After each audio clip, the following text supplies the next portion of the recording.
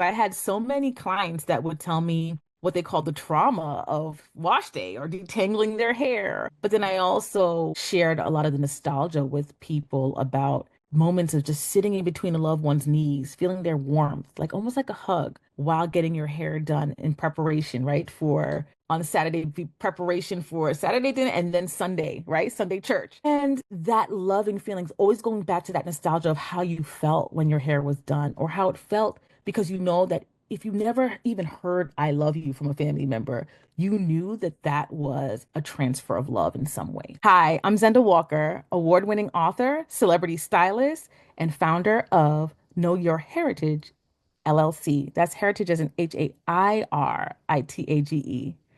And check out my interview on So Booking Cool. That's so motherfucking cool to listen to so fucking cool. Welcome to So Booking Cool. It's Jewel B. Today's guest is best-selling award-winning author, celebrity stylist, marketing executive, and the founder of Know Your Heritage LLC. She is the author of the empowering children's book series of the same name, Know Your Heritage, illustrated by Princess Karibo. Book 1, the Writer's Digest Grand Prize winning debut, Zara's Wash Day, features a foreword by Academy Award-winning actress and New York Times best-selling author Lupita Nyong'o, and Zion's Crown, with the foreword from literary giant Ibram X. Kendi. Here with us today, she is Zenda Walker. Stay tuned. Hello, everyone. Yes. How are you doing these days, Zenda? I'm doing really well, Drew. Thanks for asking. I'm doing what most authors do. It's constantly, talking about my work and trying to make an impact with my books. You're doing just that. And we're going to talk more about your authorhood and everything. But is there anything that you have read recently that you liked or had a conversation with someone about? That's a great question. I've been reading a lot of kind of business books right now. I've been reading The 12-Week Year, which is really just helping me become way more balanced in how I manage my time and execute my initiatives. But I've also really been supporting authors in my friend circle as well. And so I recently read Dr. Uche Blackstock's Legacy book, which talks about medical equity and social impact in the medical world. And it's phenomenal. So Wow, what a great response. What was it that made you pick a business book and tell us how you and this friend met?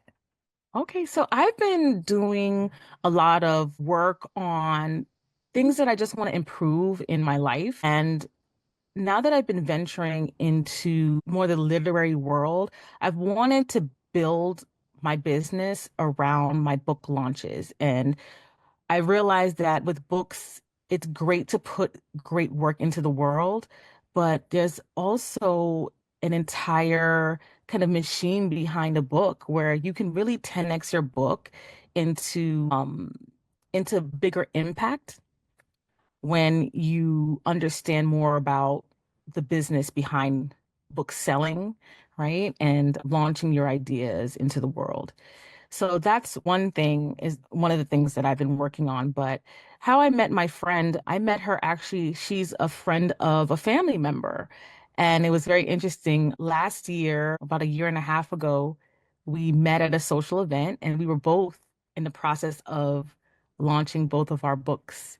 And she had no idea I was writing a book, and I had no idea she was writing a book. And what was really great is that we got to kind of be in a space that can be sometimes lonely and be able to actually connect with each other on the process that we were going through. So we become even closer as we've journeyed into becoming authors together.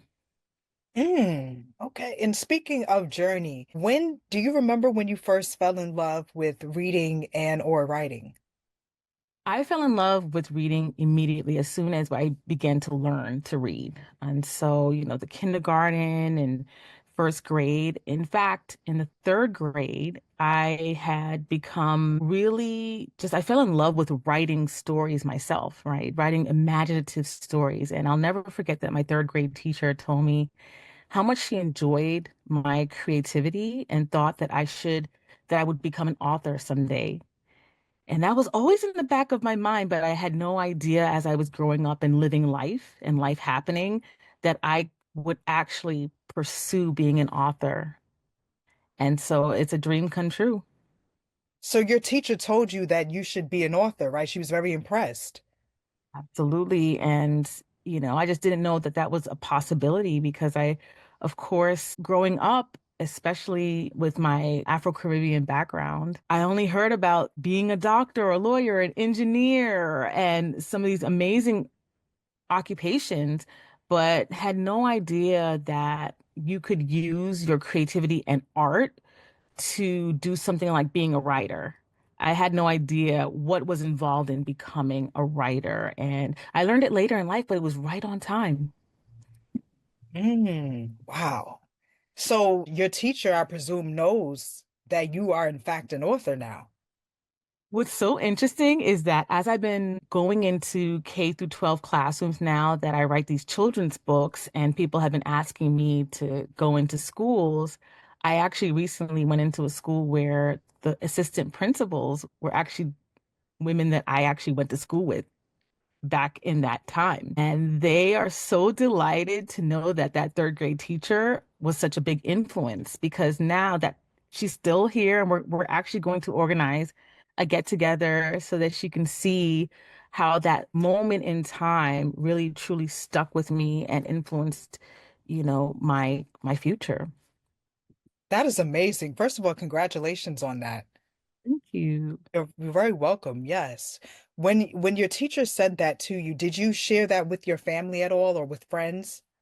I did. I did. I shared it with them, but I also believe that it encouraged me to think, to go more inward and do more diary writing, right? Journaling. What's interesting is that I continue to journal and throughout my adult life, there have been moments in time where I maybe put my journal away and got distracted from it, but I always went back to it as my safe space. And when I launched Zara's Wash Day, I actually had that journaling.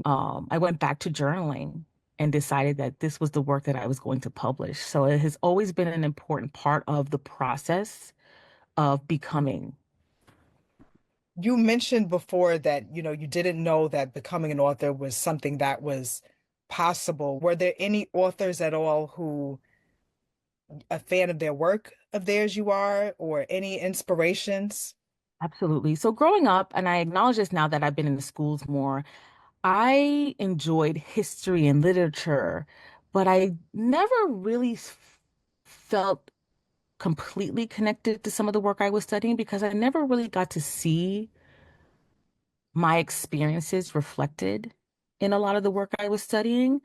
But then I came across an author, a required reading by Toni Morrison, The Bluest Eye.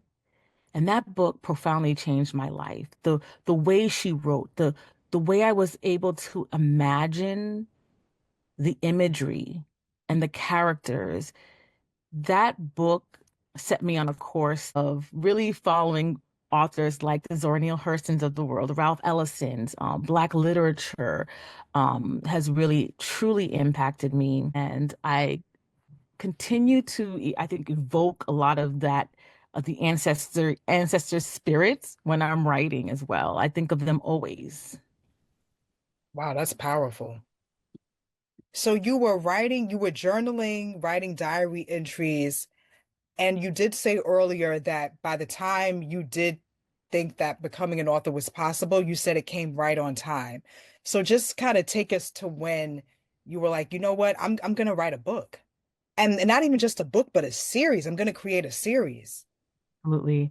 So in 2020, which was an interesting year for many of us, we were faced with this fear of the unknown with COVID-19, but then we were forced into this isolation, right? And me as a corporate mom and then homeschooling my child all at once, it was overwhelming and very intense.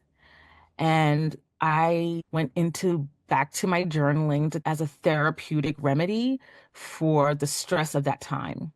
We were also dealing with the impact of social justice and things that were going on that were kind of forced into our homes by way of our television. We were forced to see and hear and read all the terrible things that were happening. But to be honest, these were things that were always happening growing up. I grew up in the Bronx in the 1980s, right? So it wasn't anything new, but it was brought to us in a different way. And so I dealt with a lot of that emotion by going back into my writing. And I was having these special moments with my daughter on our hair wash days. We had more time and I had time to really nurture her more during those wash days. And around that time, she was about 4 years old. I noticed that she went from, going to this innocent conversations with her classmates about wanting their hair or them wanting her curly coily, Afro coily hair.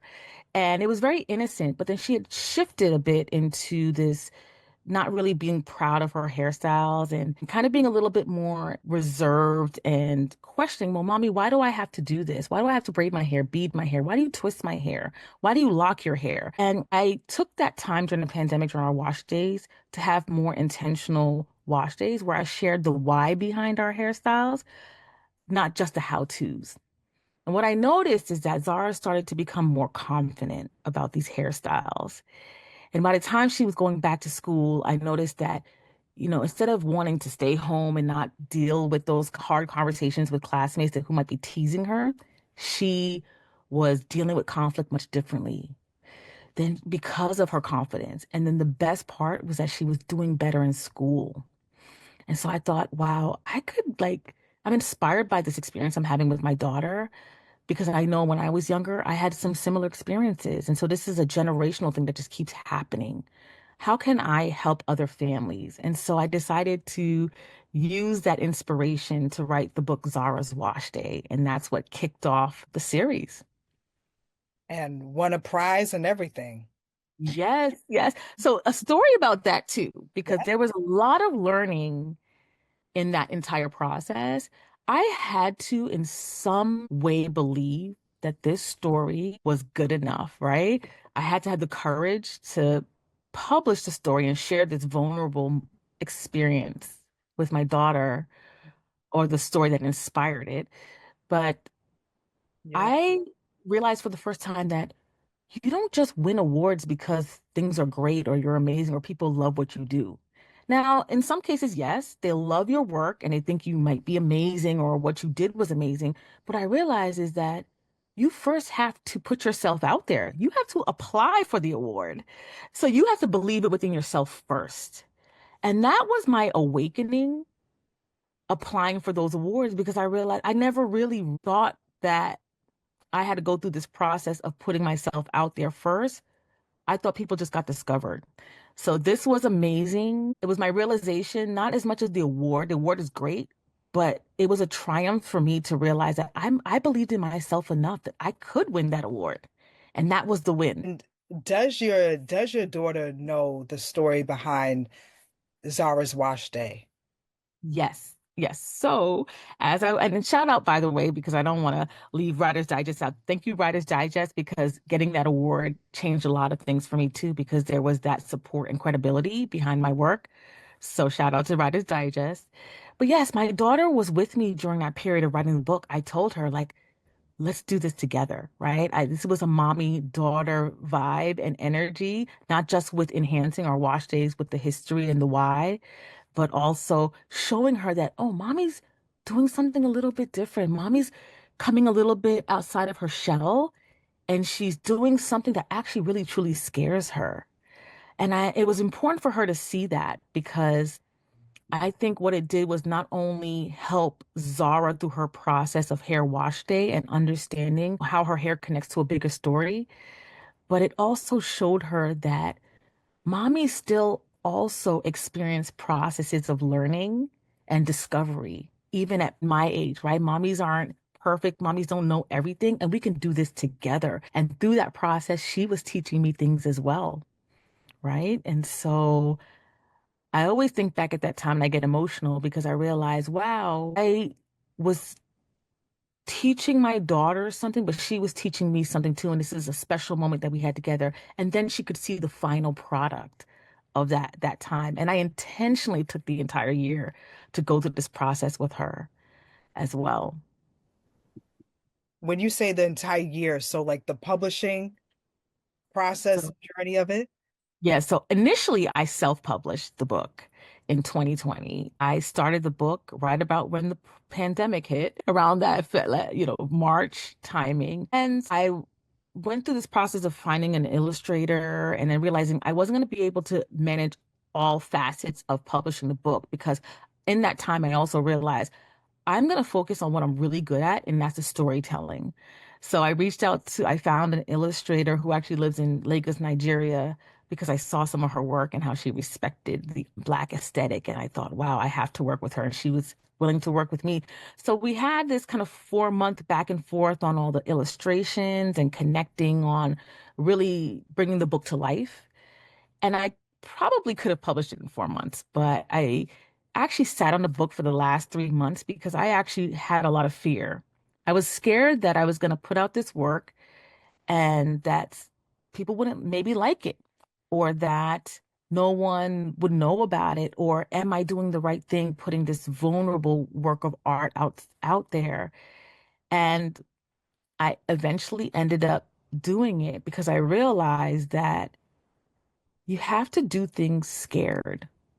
It's okay that fear is there. You just can't let fear be in the front seat of that car. You have to be the driver. You let fear can come along for the ride, but fear also can be used. You can channel fear in a different way and use it as adrenaline to get you to that next phase. So Was that the first time that you felt that you have to do it even when you're scared?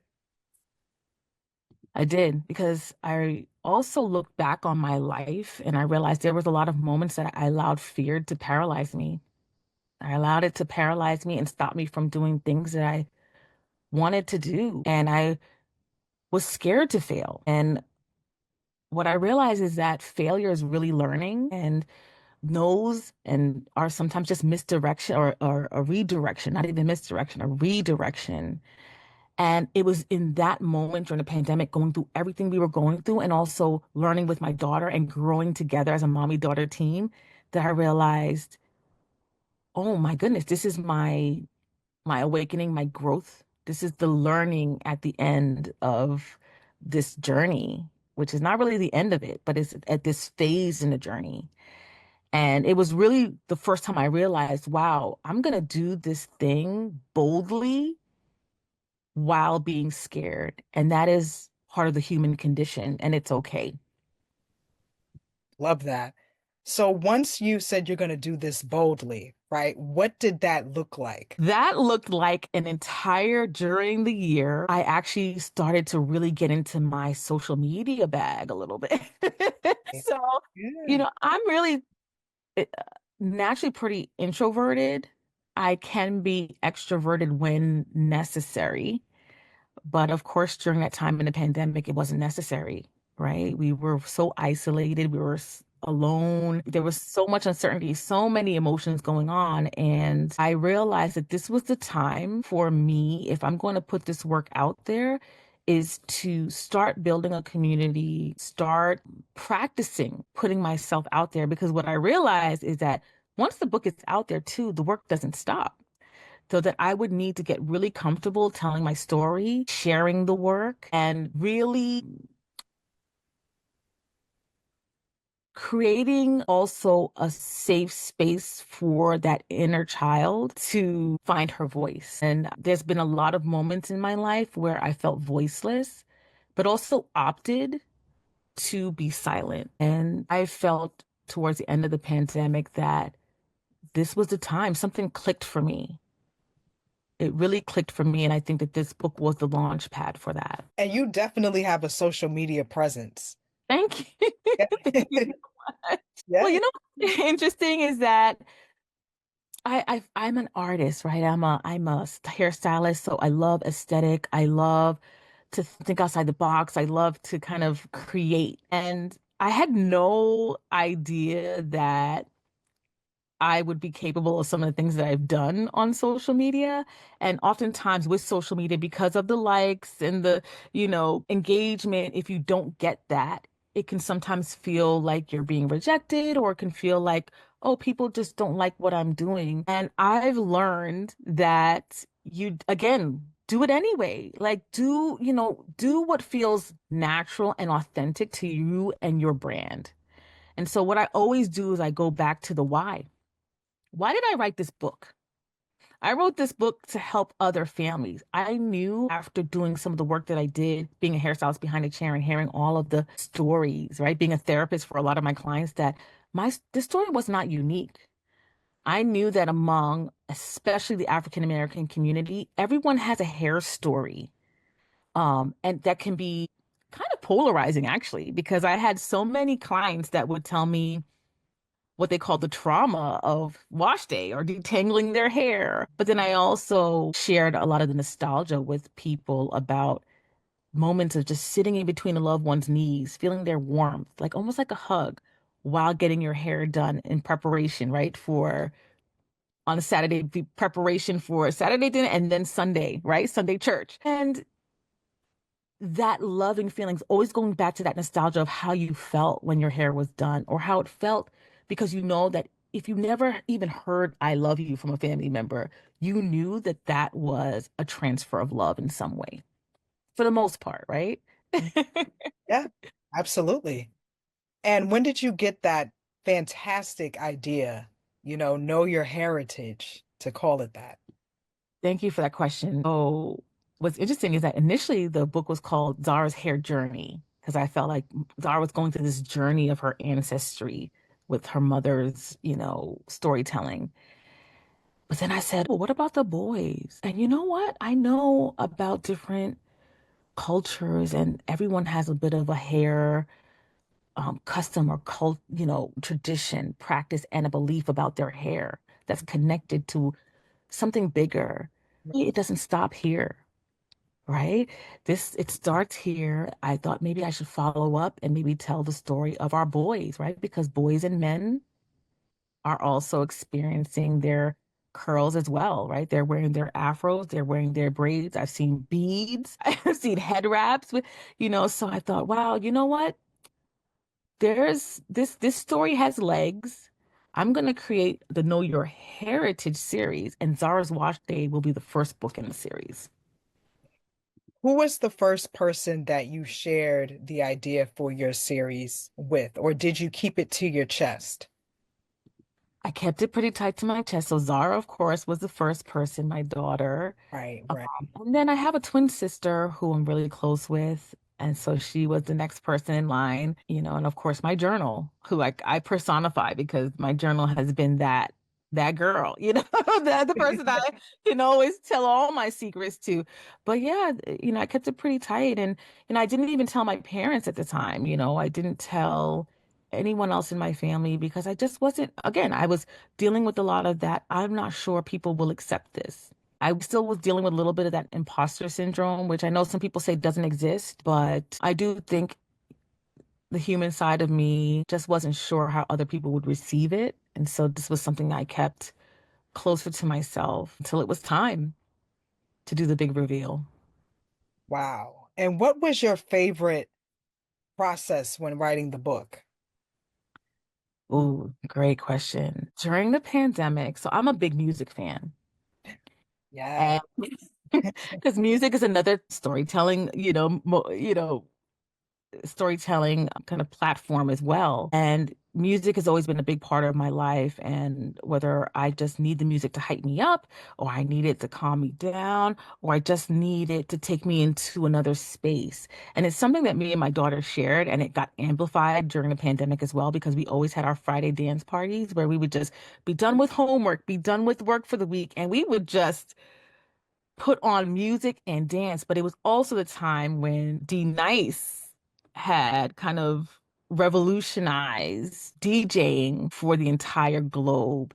And so there were times when I felt like he was the soundtrack to the Zara's Wash Day story in a sense. It helped us get through so much. And then it allowed me to get into my happy place as well. But there was one other thing I did. I did what we call rebounding. So I know you shared that with the audience in the beginning, that I discovered rebounding was one of the things that elevated my happy place. Rebounding is an exercise that you do by jumping on an individual trampoline. When you jump up and down on a trampoline, when you jump down, it almost feels as though you're taking all the heaviness of the day, the week, the month, your year, your childhood, you're jumping down on it, you're stomping on it. It goes down, but then you get sprung back up and you feel like your weight has been lifted up. And so, literally and figuratively, you are springing back from impact. And I know during the pandemic, we had a really heavy burden on us as a people, individuals. And felt like I was always springing back from the impact of each day. But the other thing is that with rebounding, you cleanse your lymphatic system or it stimulates your lymphatic system, which is a part of your body that helps rid yourself of toxins. And so when you're ridding yourself of toxins, you feel much lighter, right? So that term, jumping for joy, is real. You're jumping for joy, you're feeling lighter, it moves your endorphins, right? It gets your happy feelings going. And that was the physical thing that I did to get myself ready for the day, but also to then cleanse my system at night and get my mind right to do each task for the week. Wow, what a compelling way. You have me thinking about trampolines in a different way now. So much what you said is so relatable and true, but you worded it wonderfully. Yeah. You described it. So, being a debut author, what did you decide to keep and do away with when it came time to write Zion's Crown? Right. Great questions. As you know, I self-published Zara's Wash in 2020, but I marketed, I talked about it, I did all the social media, I put myself in rooms that I wouldn't normally be in, and I was actually able to secure a two-book deal with one of the top five publishers, Running Press Kids, and they were willing to relaunch Zara's Wash Day. So there were some different elements that I put in Zara's Wash Day, including a beautiful foreword by Lupita Nyong'o, Academy Award-winning actor and New York Times bestselling author. And I did a how-to on the cover style for Zara's Wash Day and enhanced the glossary in the back. So what I did differently or with Zion's Crown was I made sure I added that same element, right? So with the endorsement from Dr. Ibram X. Kendi, that was really, really, really encouraging and validating. But I decided to also take a different, these are the two books, sorry, I know it's a little blurry. Yes, just Take beautiful. You can take hold the up. blur off, right? So what I did differently was I Zara's Watch is a story of a conversation between a mother and daughter. But with Zion's Crown, I made sure that I included the entire family, right? I wanted to have the visual of a strong Black family. I'm going to take off the blur so you can see it. So here's Zion's Crown, and you'll see I was able to keep Princess Karibo as the Illustrator, yes. illustrator, which was amazing. And what you're going to see in this book is you're going to see this kind of family unit with Zion, his little brother, and his parents. And I made sure that we continue to honor the ethnicities that we talk about in the book with like their either the country shield or you'll see some of the artwork as I'm talking about, different ethnicities. I also made sure I did a how-to on the boys. Here's a family unit right here. I Yes. made sure I included a how-to on the cover style, which is Ethiopian inspired cornrows, as well as an enhanced glossary so that adults can dive deeper into the history while you still have a fun story for the children. There you have it. Just gorgeous. Did you get emotional at all? Like once you saw the galley and then once it was published? Absolutely. I got emotional because I thought to myself, even when I was able to secure the deal, I had no idea as I was securing this deal that I was actually getting a book deal. I still was pitching. I was pitching because I felt like I had to continue to say why this is worthy of a publishing deal, right? And so by seeing the finished product and being able to see some of the drafts and kind of the back and forth of all the different edits, it was surreal. It was surreal, because I'd done it before, right, with Zara's Wash Day, But now seeing that these two books were coming together as a unit and to see the cohesion between the two books, I felt very proud. And it was also another moment that I could have with my daughter Zara and even my family to show them that I thought about this in the third grade. I had thought about it periodically throughout my life, but this is actually becoming real. And I get to share it with the world on a broader level. So I'll continue to be proud of it and continue to share with as many people as I can. And why do you feel that need and that just that drive and that joy even to keep it going? I think oftentimes, so it's important because I realize that I had a lot of my self confidence and my identity attached to my hair growing up. And I realized that my daughter had some of the same questions and emotions and, identity attached to her hair. And I realized that even as the world changes and things are different now, where you start to see more of the Black aesthetic on the cover of magazines and you see it being celebrated in so many different areas, I realize that there's still this underlying current of insecurities that our children still have about who they are and how their hair connects to their story. I still see a lot of adults who never dealt with it, and their inner child is still hurt and is still in a lot of pain. And I see it kind of coming out of how we do our hair or how we treat ourselves, right? So I believe that we still need this type of culturally responsive books and books that talk about our experiences and celebrate us. We're going to need this forever.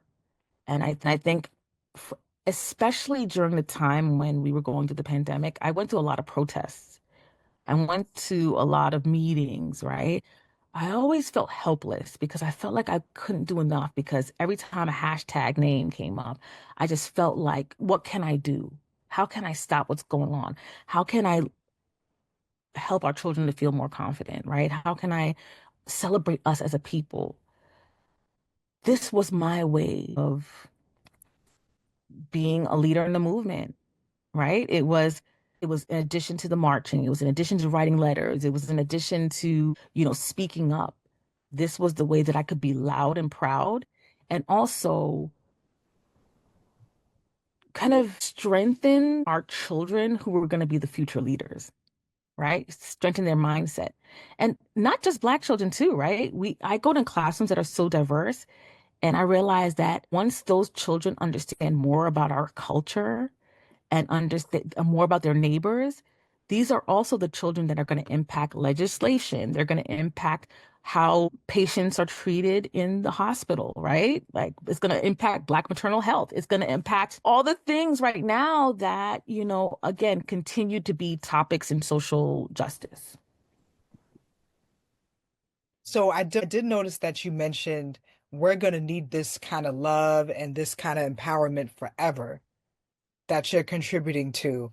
You see some of the issues that we have like around hair, particularly in the Black community. Do you see that ever going away, some of those issues, or we're just going to continue to celebrate our heritage, as you would I, say? the hope is that it goes away, like that we have no issues and that we can be free, Mhm. right? And celebrate all the ways that our hair can be shaped. I call it with my daughter our shape shifting abilities, right? This is our superpower. We can wear it straight, we can wear it coily, we can wear it curly, we can, do and shape it any way we want. This is our superpower. I hope that we never have to feel insecure about it ever. But I think along that journey, I think we're always going to have to be reinforcing our beauty and making sure that in the same way that we don't want to let go of some of the oral traditions of our culture, let's not let go or allow some of our ancestral traditions to be erased. And so I think with books, with poetry, with music, we can continue to just keep that celebration going and have it evolve as well into Black futurism, right? Hmm. What has been some of your favorite feedback so far for your work? I've gotten a lot of great feedback from especially educators who really appreciated that I included a glossary of some of what I call heritage terms that just goes deeper into the history because oftentimes I find that as adults, not all of us know the history. Like I had to research some of the history as well. And so it empowers the adults as much as it empowers the children. And so they can be on the journey together. And so that's some of the feedback. And then oftentimes, I think the moms with boys are like, wow, I never see books like this for boys. And so I'm hoping that more adults and organizations will really buy into, the Zion Crown message and understand that let's not leave the boys and men out of the conversation. They care about their hair too. They want to be acknowledged for how they also carry on and I guess you say bring life to our ancestral traditions as well with their hair. And I think it's also okay for the boys and girls to read both books, right? It's important for or however you identify because ultimately the traditions are inspiring, right? And they do tell an amazing story. And I love how, even though we might not know the history, we still celebrate it, with our Fulani braids and our, Bohemian braids and all the ways that we express ourselves. And the book is also, really interactive as well. It encourages that. So why else? I mean, I think just by hearing a lot of what you have said today, we can see why something like that is meaningful to you. Do you think that that should be one of the aspirations of authors, particularly children's book authors, to tell stories that like deepen relationships, but also encourage like activity and interaction?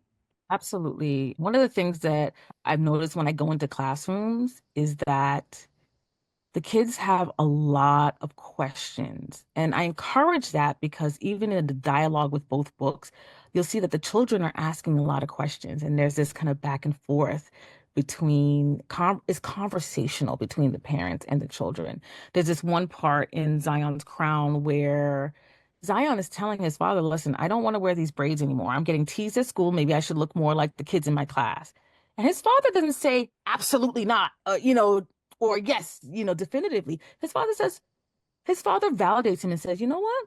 If that's what you want to do, we can do that. However, let me share a little bit more information about the why, and then you can make your final decision. And I like that dialogue because it encourages parents to see their children as full humans that are critical thinkers or can be critical thinkers if we let them, Mhm. right? So it kind of breaks some of I don't know if it's called generational curse or the narrative that children should be seen and not heard, right? Yeah. And so that's also what I encourage in the classrooms. What A were safe, some, I'm sorry, sorry, so that's part again? really a safe space for the kids to also share their experiences. And I find that the kids, they talk. They talk and they want to share their experiences after reading these books, what resonates with them, but also what may be different in their household. And I love it. Mm-hmm. So why was it important to you to have Zion's father react that way? And was that always going to be his approach? You know, yeah, I think it was important because you hear a lot of really Zion's father in it because I really just wanted to give men more of a voice in these conversations that, we've been having a lot of conversations when it comes to maybe the Crown Act, right? Which is, legislation against hair discrimination, right? And I see a lot of conversations with women, but I don't really see men being a part of those conversations. So it was important for me to make sure that men got highlighted in this book, but seeing a father and a son have a dialogue, even at Zion's young age, he's probably in first grade, right? Having them have a dialogue was important because I wanted to show that men um can be good listeners, right? And that you have this strong male figure in the book, but he can also have this really tender moment with his boy child. And I think that we don't see that enough. We know there are amazing Black fathers out there, uncles and grandfathers who are teachers, who are nurturers. And it was important, I think, through that dialogue for that to really come to life as well. What has been some of the responses that you have received from Black men? You know, I see Black men really, when I'm out and vending the book, they're grabbing this book and they're like, wow, I'd never see things like this, like for our boys. And so it's been really popular. I am just hoping that more and more men and women will share this type of story with their boys and acknowledge that their boys will enjoy a story like this. So it's been great. How would you like to see the series grow? Like, would you like to see it become a series, a film, or some people are like, they're very specific about it just remaining literature because of the importance of reading. But where do you stand when it comes to that? I think that we're entering a phase where, yes, literature is so important, but I think that there's enough room as well for other mediums, right? So I would love to see now the New Year Heritage series. I see that there is an opportunity to start to include other global communities. So I initially thought, okay, I actually wrote the third book. So exclusive that the third book is an Afro-Latina character. Wow. And so I do see me always incorporating some level of African culture within each book. But this is going to be an Afro-Latina character because there's also a connectivity of how our hair tells a story as well in the Latino community. I see the book after that being the story of Asian heritage and then Native American heritage. And I would like to partner with authors in those communities to bring those stories to life as well. I do see the series being something like that could be on a PBS, for instance, because there's a lot of opportunity to include and amplify social studies topics, Yes. STEAM topics, ELA, as well as vocational topics as well through the series. But I'm also working on something really special, which would be more of a young adult fantasy that has a bit of can't say too much, but it has a little bit of a spin on the heritage topic as well. Hint, hint. So that's all I can say for now. But I do see that maybe becoming a little bit of a short movie, potentially a TV series as well. Well, isn't this wonderful news? Manifestation, is real, and check with me in a few years. I can see this being a thing for sure. We definitely will. We definitely will. When did you start to get into manifestation? Good question. I'd have to say 2020 was my breakthrough year. It was my breakthrough year where I think I've I played with levels of manifestation, not really knowing how to direct my energy properly. But in 2020, I said two things to myself. I said, number one, I'm going to write this book. I'm going to publish this book. And when I publish this book, it's going to change my entire career. And I also said that I will most likely visit all the countries that I talk about in these books. And lo and behold, when I launched Zara's Wash Day, it changed my life because it opened so many doors and took me on a different trajectory with my career where I'm able to actually take on several different types of projects and work with amazing people.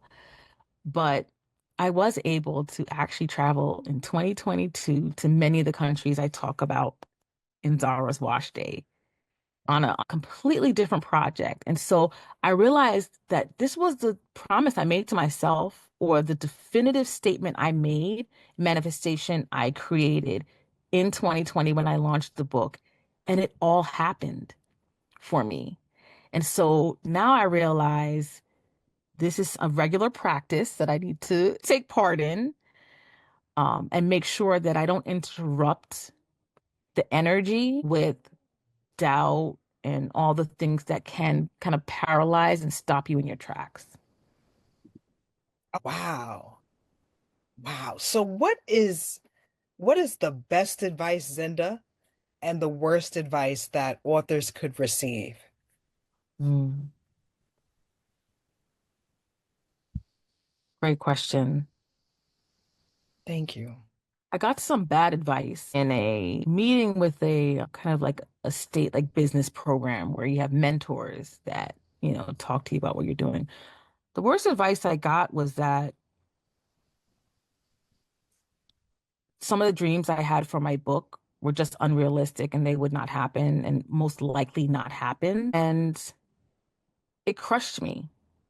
It crushed me because I thought to myself, well, that doesn't mean I can't still dream it because you think it's not possible, right? Because ultimately, many dreams can come true. And even if they don't, it doesn't stop. The dreaming is part of the joy, right? The dreaming part can be part of the journey and the joy. So what I would say is that was probably the worst advice that I got. Still, write that book is the best advice. Do that thing, write that book, have a vision, and go beyond that vision for yourself, and never let anybody tell you what's not possible. And so that's what I would say is the best advice. Like, believe in what you're doing, get really good at what you're doing, give yourself grace and room to breathe, but make sure you don't allow others to throw salt on your dream or to determine for you or tell you what they believe their vision is for you. Don't let that stop you. So that's what I would say. And on that note, Zenda Walker. Zenda Walker, you are so booking cool. Okay. Oh, And just please, please, I know you said that you have things coming up, and that's wonderful to hear. You know, we need voices and work like yours. So glad that you exist and your work exists. And, would love to talk with you again in the future absolutely. for sure. Yes. Let's And do let it. everyone know the best. We'll do it. Yes. The best way to keep up with you and definitely check out everything that you have going on, upcoming appearances, all of that. Absolutely. So right now I have a few schools that I'm visiting to close out the school year.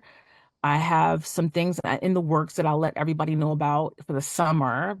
They're not confirmed yet, so I don't want to get ahead of myself, but they're in manifestation. But where you can reach me is on www.knowyourheritage.com. You can find more information about what I do, who I am, and what's coming up on my events page. You can find me on Instagram at author Zenda Walker or know_your_heritage for my business.